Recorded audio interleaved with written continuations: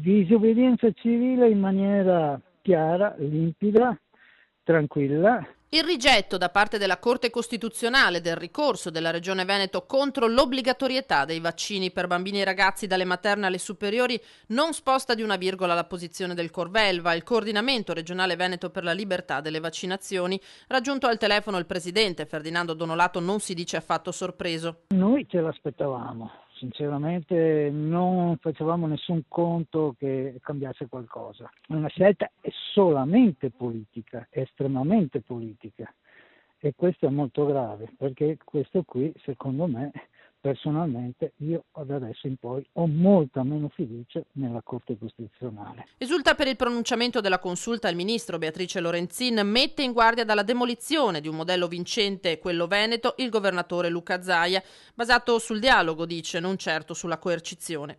Un contesto nel quale i convinti Novax tirano dritto.